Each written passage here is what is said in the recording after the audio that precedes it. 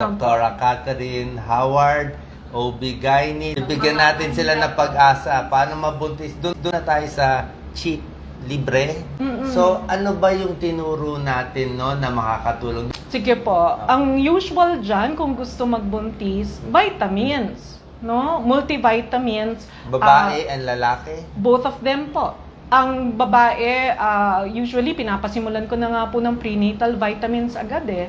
Hindi pa folic nagbubuntis, acid. prenatal vitamin? Yung gusto po magbuntis. Puno kasi siya, may kasamang DHA and EPA for brain development and omega for the heart. But marami rin naman na vitamins na omega, na mga fish oil, ganyan. Ano Pwede rin pangalan naman nitong yung ibigay. prenatal vitamin? Wala namang problema. You can mention. Wala naman tayo na-advertise eh. Anong mga example ng prenatal? Hindi ko alam. Hindi Mga ako prenatal vitamins, iba-iba po yung companies. Sample.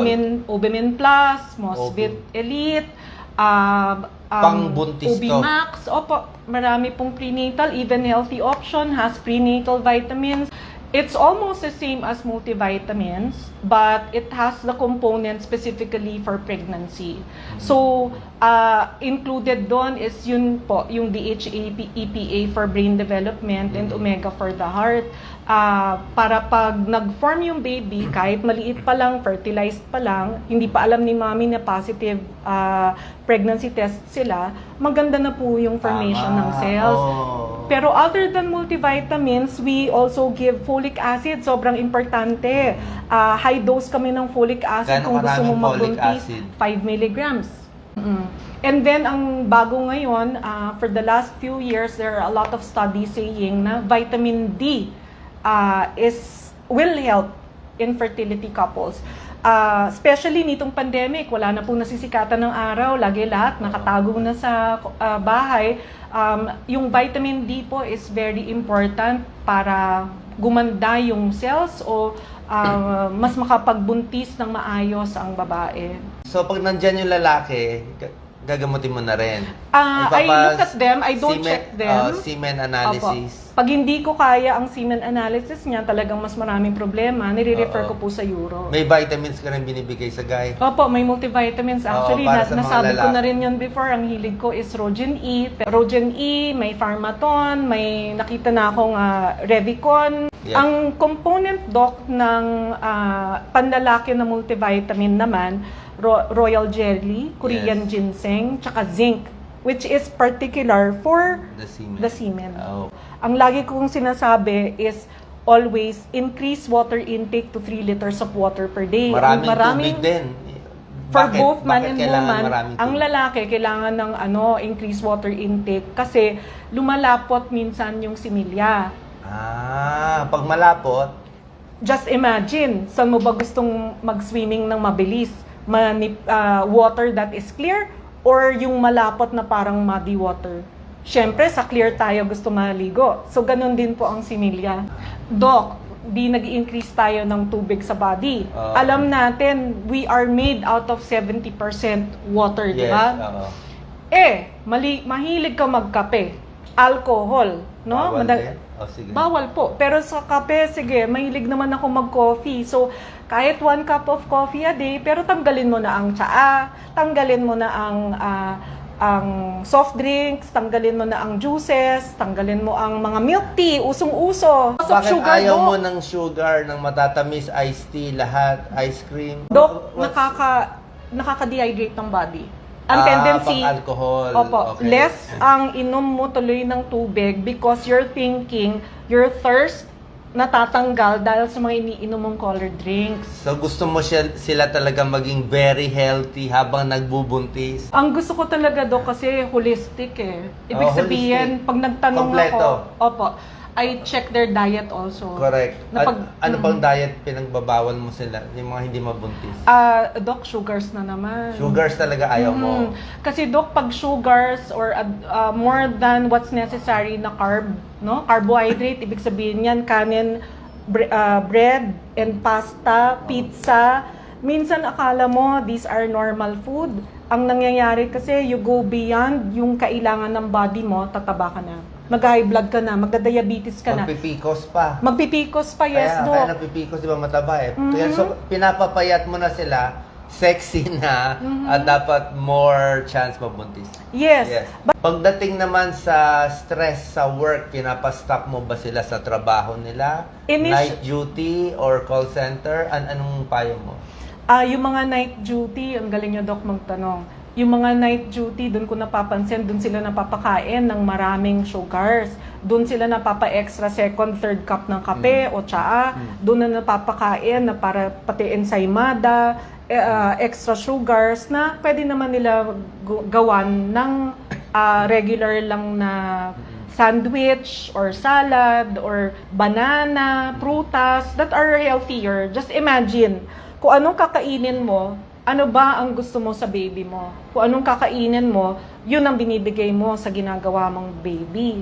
So, pag kung kunyari regarding sa stress, the less stress you are, the more possibility na mag-pregnant ka. Kung night duty ka, pero ang asawa mo naman day duty, paano nga ba naman kayo gagawa ng baby? So, minsan, ang ginagawa ko, ayusan lang din nila yung trabaho nila na magkasabay sana sila ng trabaho para pwede rin sila na magkasama sa bahay na ng tamang oras para makapaggawa ng baby. Vitamins, proper exercise, hindi pala natin na pag-usapan ng exercise, better blood flow. Magiging fit na fit kayo para mabuntis paghirapan niyo na better blood flow. Pero yung pinakamahalagang tip, ano ba to? Yung position at yung timings. Mayroong secret position na mas mabubuntis kayo. Simple lang. When we talked about retroverted uterus, no? At ang gusto natin na pagbubuntis. Ang retroverted uterus, ibig sabihin nun, ang matres ay nakahiga more dun sa likod, dun sa colon, no? Kung saan yung may puwetan. Retroverted uterus, mas less po yung nabubuntis pag retroverted yung matres, no, napahiga sa colon, sa Paano rectum. malalaman retroverted from ultrasound? From ultrasound. So, kailangan na ultrasound muna sila. And retroverted na kasulat, ito yung susundin yung payo. Opo. Sige. Pag retroverted ng uterus, para mapaharap siya during sex, pag nag-dog style position, ang retroverted uterus, magpo-forward po yan. Because of sex, there's excitement, there's climax. Ang nangyayari, mas movable po ang mga muscles. Yung retroverted uterus, pagpa-forward, magiging antiverted uterus, which is a good position for getting pregnant. Pag antiverted uterus, pag sinabi ni lalaki na malapit na siya labasan, hihiga na si babae, which is the missionary position. Pag nag-missionary position na yung babae, yung antiverted uterus, no, ito na, nakapataas na yung antiverted, ibig sabihin, andito na yung pantog, yung cervix, nakasawsaw na siya dun sa fluid na papasok dun sa babae. Mas papasok na yung semilya. Mas papasok na po yung semilya sa loob ng cervix, inside the uterus. Saan ba nagmi-meet ang egg at ang sperm? Sa fallopian tube. Doon magpa-fertilize. Ulitin lang natin para sa hindi nakaintindi. Pag retroverted uterus ang babae kaya hindi nagbubuntis, nakita sa ultrasound, ang gagawin dapat habang nagtatalik yung babae nakadapa. Yes. Dog style. Yes po. Pero pag malapit na mag-ejaculate yung lalaki, ihihiga na yung babae. Bakit kailangan humiga na? Hindi pwede nakadapa na rin. Usually, Doc, pag naka-dog style at doon nilabasan, pwede pong tumapon eh. Hindi papasok. Apa. So, hihiga sila, then pag nalabasan, anong gagawin? Maglalagay na tayo ng pillow under Ito yung secret niya. Pag nalabasan na si Guy, nandun na, gagawin ng babae, maglalagay ng pillow under the butt. sa puwet nila, sa under tataas. the puwet. So tataas siya, more of the fluid magsistay sa loob, mas malapit sa cervix. You stay there mga 30 minutes to an hour para to give time for the sperm to move inside. Usually, pag nagbasa tayo ng sperm analysis, makikita mo doon yung motility. Pag may pagkamababa yung galaw ng sperm, semilya ng lalaki, masasabi kung mabilis o mabagal. Paano kung may pagkamabagal? So, kung mabagal ang semilya, yung paglagay ng pillow under the buttocks will help yung sperm pumasok sa cervix, maka-go siya ng way sa uterus hanggang fallopian tube. So, just imagine, bakit mabagal ang sperm? Kulang sa tubig, increase ang tubig, mas magiging malabnaw, mas swim ng mas mabuti ang mga sperm. Tsaka baka stress yung mga lalaki. So, sa normal na babae na hindi retroverted, basta nakahiga lang yung babae. Then, pag nalabasan na yung guy, dapat tataas niya. Bawal siya tumayo, bawal siya maghugas muna. 30 minutes, 1 hour. 30 minutes to 1 hour. Opo. Tapos afterwards, pwede na siya Pwede na mag-wash. tumayo, pwede na mag-wash. Paano Bakit? mag-wash? Sa labas lang mag-wash. Yes po. Hindi naman po ginagalaw. Ang vagina is a naturally cleaning organ. Sarili po yan na maglalabas. May mga pasyente nagsasabi may lumalabas daw na fluid. Normal yon. Ang importante kung bakit kailangan ka na tumayo, more than an hour after sex na hindi ka maghugas, mag-i-increase ang risk for urinary tract infection. Magkaka-UTI ka naman. So, 1 hour lang. Dapat umihi na siya. Maghugas na siya. Yes. Ang pag-ihi is a way of cleaning the urethra ng bacteria.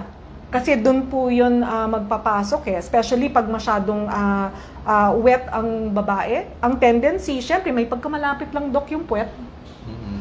Because of play, during sex, ang nangyayari, tumutubo yung bacteria, mabilis po magtumubo ang bacteria. So yung mga, pwede po magka-UTI. Kung nagtatry kayo mag-baby, the more contact, the better. Mas maraming similya ang nade-deposit So, sa araw-araw, loob. parang tsamba-tsamba. Yes po.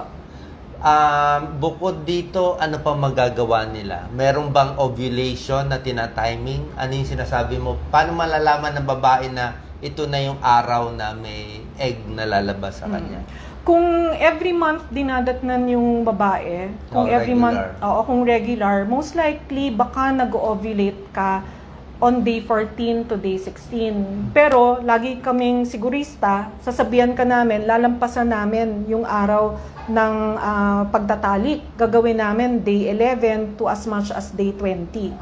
Pwedeng every other day, pwedeng every day, pwedeng every 2 days. Depende kasi sa semen analysis. Kung kukonti lang yung similya, mas gusto mo na magtalik kayo, mas frequent, kasi tataas yung number of sperm sa loob. Mas gusto natin, the more chances. Ang sperm po, pwedeng mabuhay between 24 to 72 hours. May konting sperm, kaya nila hanggang 5th day. So, kung So, ang buhay ng sperm is 1 up to to 1 3 day, days. up to 3 days, buhay pa. Nandun pa sa loob, may chance pa siya. Opo. Pero kung kunyari, once a week lang kayo mag-contact o once every 2 weeks, paano kung hindi mo naabutan yung ovulation? What if polycystic ovary ka? Pwede naman kami, Dok, magbigay ng gamot para paitlogin ka. So, pag PCOS, may gamot na binibigay para mabuntis. Yes po. May mga hormone din kami binibigay. Either progesterone lang or estrogen din para kumapal ang matres. Kasi nangingitlog ka nga, pero manipis naman yung lining ng matres mo. Saan kakapit ang baby? Ang always dapat, pag nagpa-check up ang babae, gusto mag-pregnant, andyan dapat yung asawa. Pag yung asawa wala dyan... Dapat kasama yung asawa o makinig Pag kasi, hindi sumama yung lalaki sa check-up, hindi serious yun. yes. Dok, ang pinaka-ayaw ko kasi is minsan ang akala ng lalaki, lagi yung wife ang may problema kung bakit nabubuntis. Wow. Wala siyang baby sa pocket niya. Babies are made, it takes two to tango. Babies are made out of love. Kung wala ka pagmamahal sa asawa mong babae, paano nga ba naman siya magbubuntis? Paano siya magbe-baby? Dapat kasama ka. Sama mo ang si lalaki. Mister, papagalitan ni Doktora. Ayan, no? Kayang-kaya para... Anyway, Pinagsasabihan ko talaga, Dok, ang mga grabe pasyente yung ko. concern ni Doktora Kate. Thank you so much. Kaya pinipili ko talaga yung magagaling, mababait na doktor para matulungan kayo. And nilagay ko yung contact number ng secretary ni Doktora Kate kasi marami rin nagtatanong ng Facebook page mo. Anyway, kontakin nyo na lang kung merong mga questions doon. So, maraming salamat po.